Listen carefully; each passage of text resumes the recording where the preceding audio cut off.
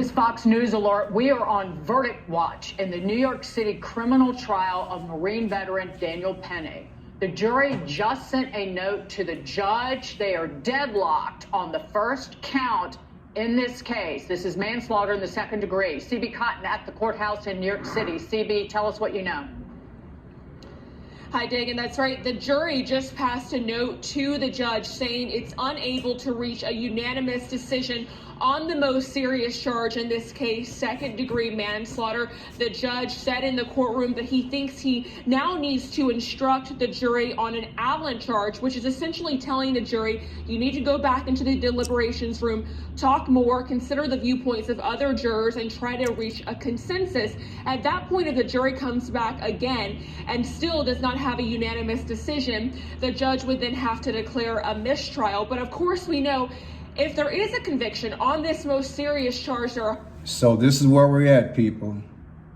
This is where we're at, and maybe this verdict will come down today. It's Friday, December 6th of 2024. How are you? Praise God, from whom all blessings flow. Let's go back. Let's go back to a video that I did, and we'll go from there in terms of this Neely situation, okay? All New Yorkers saying Neely's death was unintended and unforeseen face up to 15 years in prison. In a statement last night, his attorney said Penny stepped in to protect himself and his fellow New Yorkers, saying Neely's death was unintended and unforeseen, adding Penny will be fully absolved of any wrongdoing. Neely's family insists Penny broke the law. It needs to be made clear that there are consequences when a civilian takes a situation into their own hands and causes a fatality. Police say Neely was harassing passengers and acting erratically on the train, but was not physically violent. Penny then placing Neely in a chokehold, other passengers helping to hold him down. He was later pronounced dead at the hospital. Neely was a Michael Jackson impersonator, and attorneys for his family say he was homeless and battled mental health issues since his mother's murder in 2007. No justice! His death setting off days of protests. The mayor urging people. Now I'm going to go back to this first video because there are a few things that I want to show you, and we'll go from there. The next video, we have activist Curtis S.L. Awia, Saliwa, Curtis Saliwa, and Leo Terrell, commentator. I want you to listen to their spiel, what they have to say. Innocent people won't be protected, call for it? Sean, he was rated one of the 50 most dangerous persons living in the subway system. And we see the Marine Corps. They've been there for us, from the halls of Montezuma to the shores of Tripoli to the subways of New York City.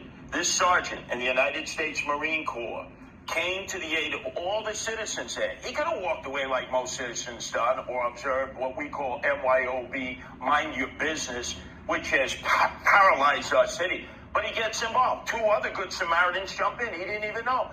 They hold him down. They restrain him. He's telling the passengers, call 911. They did. Took 15 minutes for the cops to come because we don't have enough cops. Okay, so that's Curtis. Let's listen to Leo. Let's go straight there. Listen to Leo. Very interesting responses from two different guys, right? Racially charged prosecution.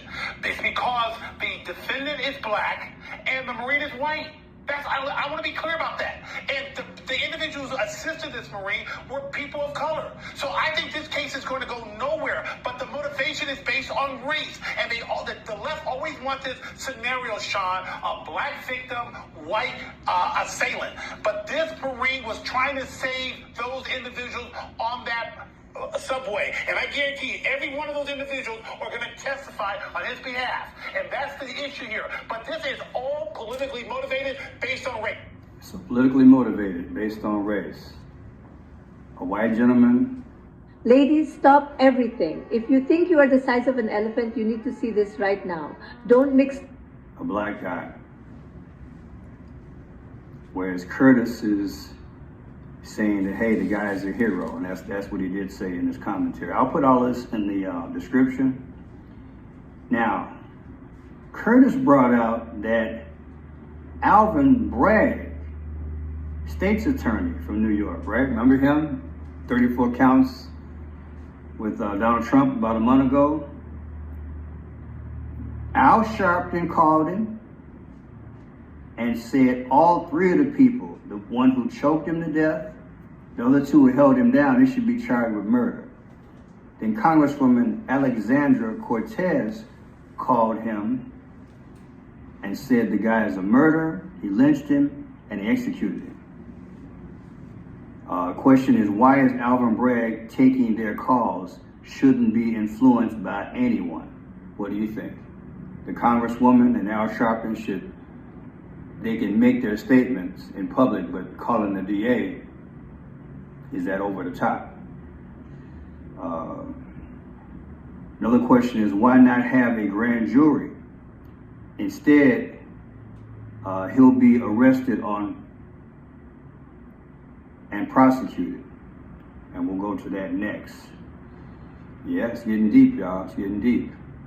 So this is when the young man turned himself in today, the ex-Marine. To our country. Just moments before that, in the video that you just showed, at around 8:01, a black SUV pulled up to right where I am here in front of the 5th Precinct in New York City, where Daniel Penny got out quickly, made the quick trip up the stairs and into that 5th Precinct. It all took about 10 seconds. We are here because DA Alvin Bragg's office confirming the retired Marine will face a charge of second-degree manslaughter for the killing of Neely, who was reportedly acting erratically and threatening passengers on the subway moments before the incident in question. Neely's family is demanding Penny face consequences for his actions. Quote, Daniel Penny's press release is not an apology nor an expression of regret. It is character assassination and a clear example of why he believed he was entitled to take Jordan's life. In short, his actions on the train and now his words show why he needs to be in prison. The Penny's attorney says, quote, when Mr. Penny, a decorated Marine veteran, stepped in to protect himself and his fellow New Yorkers, his well-being was not assured. The unfortunate result was the unintended and unforeseen death of Mr. Neely. We are confident that one... So now the question is, did he go too far? I'll show you one more video. I'm gonna put all this together. I think you'll be intrigued. Question, this is from the Young Turks, and one of the commentators gave his commentary in relation to, he's covered sports and the chokehold that was placed on Neely. 15 minutes, in his humble opinion, is too long. Listen. But Ricky, what do you think? Okay, so we're going to get into a lot of this, but let me just give the opinion once again, because I have a background in sports and I have covered boxing, I've covered MMA.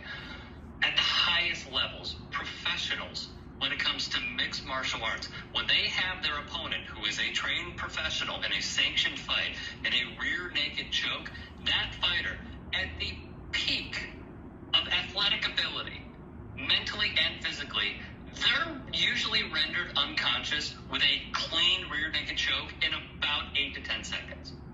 Blood stops flowing to the brain, according to doctors on this subject, in about 4 to 6 minutes. 15 minutes is excessive.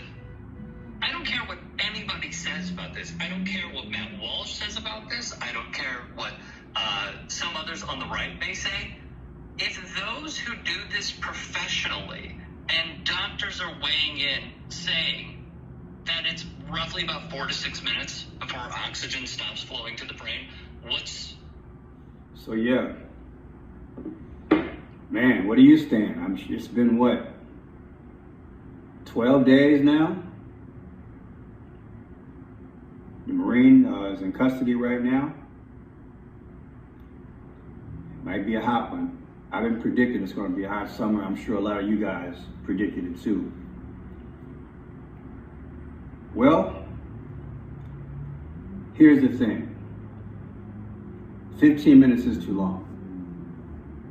You got 3 grown men inside of a train.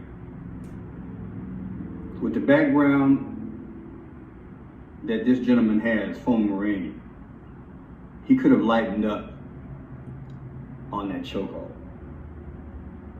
That's what's going to be presented. Trust me. That's what's, because it's 15 minutes. 3 men. One guy, skinny kid like Michael Jackson, probably not a day over 155 pounds. 3 men. That's going to be the argument. Trust me. You know it and I know it. I'm going to show you some photographs. We're going to build on this. I want you to think about going forward. I teach the 5 C's, the clues, the codes, the colors, the confirmation, time, and conclusion. I talk Phoenician talk. Way in the back in the day was a group called the Phoenicians. They speak without speaking, through colors, through symbols, through numbers. I'm going to show you what I see. And then we'll go from there. Okay, so first we have compression of neck, conclusion by the examiner. Translated, choked to death. Neely shouted that he was fed up, that he didn't care if he went to prison, and that he was ready to die. A witness, Vasquez, wrote. Neely then took off his jacket and aggressively threw it on the subway car floor, but did not appear to want to attack anyone, according to the journalist. Then a white 24-year-old passenger on the train put Neely in a headlock and held him in the position for 15 minutes. Vasquez said 2 other bystanders also stepped to help the man restrain Neely. Of course, that will be presented in court. If it's pushed to a trial, that will be brought up. And the question is, even though this person was acting erratic, had a verbal conflict with the ex-Marine, is that justification to put him in a headlock? In other words, he didn't physically touch you. Trust me, all that's gonna come out. Now, I watched about maybe 10 videos. The protesters, purple in purple. You know the colors, right?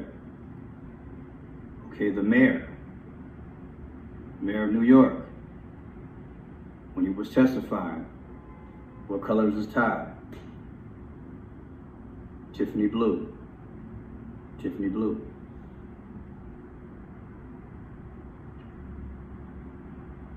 A gentleman that grew up with the person who died.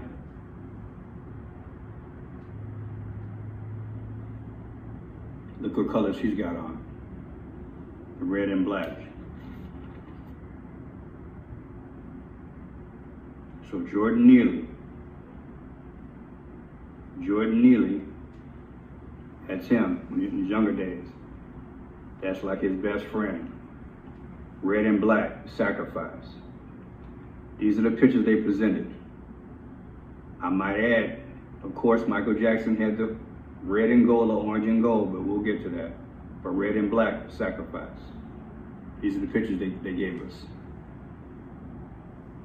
Okay, then you have... If you doesn't know about commission-free car insurance, then listen up. This guy was banned from Facebook for exposing... The comment by the Congresswoman, Alexandra Cortez. But because Jordan was homeless and crying for food in a time when the city is raising rents and stripping services to materialize itself, while many in power demonize the poor, the murder gets protected with passive headlines plus no charges. This is what she put out. And again, should she be calling the district attorney? Good question, right? Should she? She's a congresswoman. People want to, be represented. Another person who was protesting, who's in the background, black and white jacket, and the purple. Right there. Black and white means I play both sides. I play both sides. In this case, do they represent both people? The victim and the person who attacked them?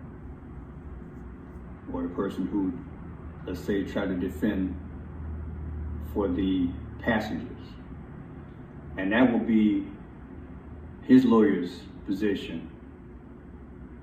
He was protecting the passengers and himself. Michael Jackson depicted, right? Depicted as Michael Jackson in the black and the white, right? Notice all the pictures I'm showing you. This is from all the videos. Jordan Neely, black and white. The colors, black and white. There's a state's attorney, Braggs. He's the one that brought the Jordan Neely in, going to charge him. I think it's second-degree manslaughter, I think it is, right? Jordan Neely's criminal record, over 42 arrests. It's serious. They're gonna bring all that. They're gonna put all that in there. Past picture, Michael Jackson impersonator on the subway. I'm building to something, so be patient. Now let's get to the good stuff. Well, I shouldn't have said that, but hey, let's get to the good stuff. There he is. Put him in a chokehold. And there's the other person holding him down. What do they have in common? What color am I wearing?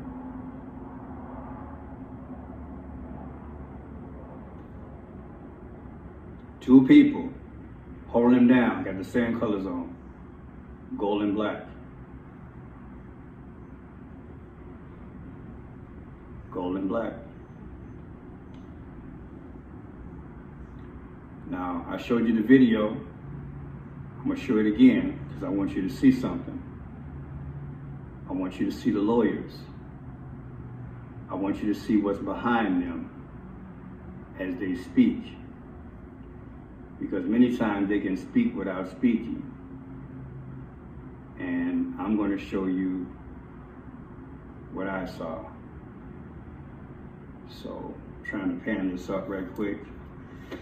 All right, so first video, 15 to 15 seconds. So here we go. 15 to 15 seconds. Here we go. 15. All right, watch this. I'm going to stop at the lawyers because I want you to see something behind the lawyer's face. In a statement last night, his attorney said Penny stepped in to protect himself and his fellow New Yorkers, saying Neely's death was unintended and unforeseen, adding Penny will be fully absolved of any wrongdoing. Neely's family insists Penny broke the law. It needs to be made clear that there are consequences when a... There's the lawyer. Look what's behind him. The regular scales of justice that everybody's used to. But look at this figure. Do you see that? Sorry about the glare.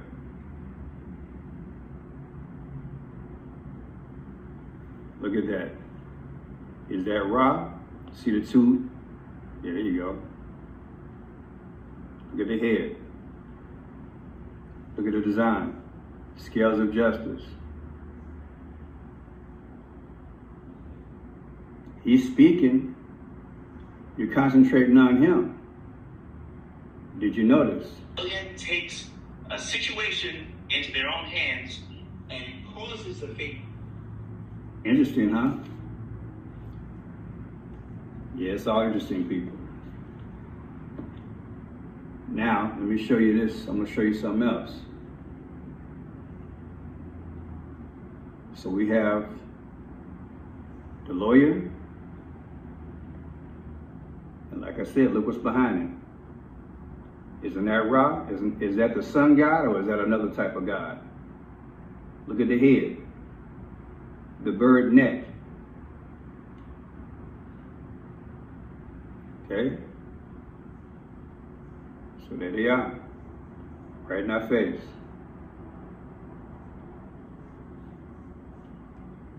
And you can criticize me if you want to, but this looks like a pyramid.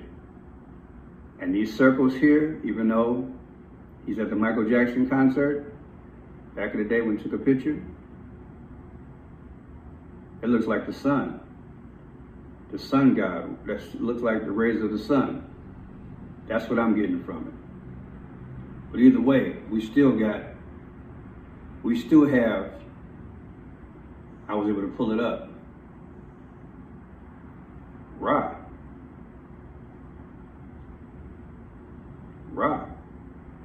Egyptian sun god, Ra. That's what was in there.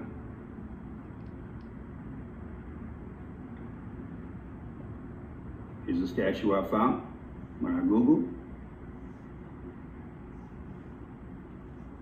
And here's another one with scales. Right there. How was that coincidence? This was just sitting in the back of him like that, in the back of the lawyer. Is that coincidence? All right, let's see if we can learn something right quick.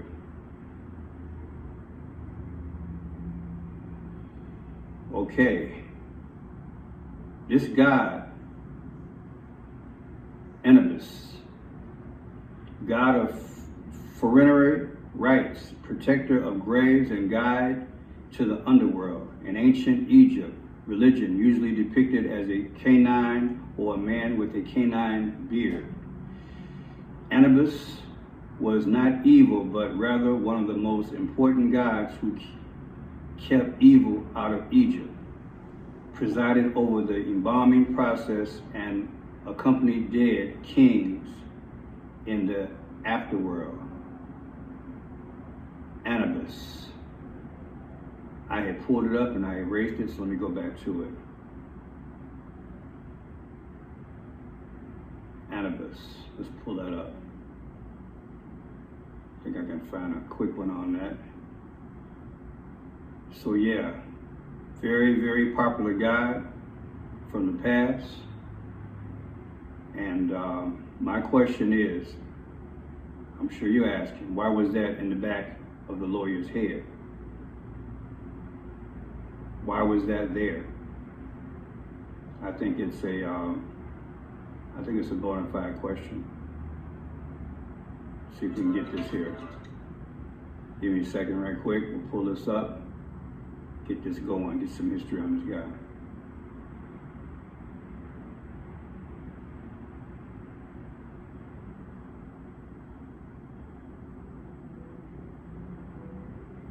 Anubis, dog-headed god of the dead, thy clawed hands drip blood red, taking souls to the weighing scale, watching closely as some win, some fail.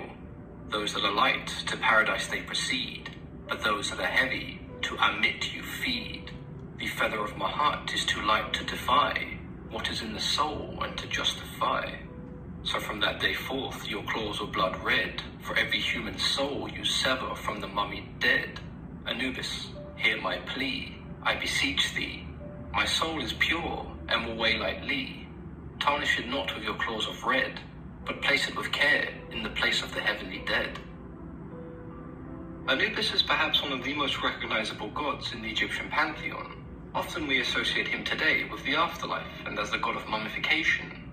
The ancient Egyptians first referred to him as Inpu or Anpu, the word Inpu closely relating to imp, meaning decay. It wasn't until the arrival of the ancient Greeks that he began to be known as Anubis. The iconic appearance of the god is what makes him so easy to identify. He was often depicted as a man with the head of a jackal. So yeah, way back in the day, he wasn't evil, but rather one of the most important gods who kept evil out of Egypt. The bottom line, he's an idol god. Again, why is that image in the back of the lawyer? Those of you all who have been around me for over a year now, you know I dig deep for the 5 C's, which makes me very suspicious of this whole story. I'm sure I'll be back with a follow-up to see what happens from there. But hey, only God I know that is real, Jesus the Christ. He gave his life as a sacrifice for you and me, his precious blood. The gods, these fallen gods, the sun god, Ra. This is what's going on right now. This is his year. He wants to be worshiped and he's going out to conquer. All right, people, appreciate you guys watching the past. Let's see if there's anything new. But right now they have, let's see, the Daniel Penny situation. Let's see what we have. Anything new? Daniel Penny, let's go into it. Daniel Penny, D-A-N, the verdict.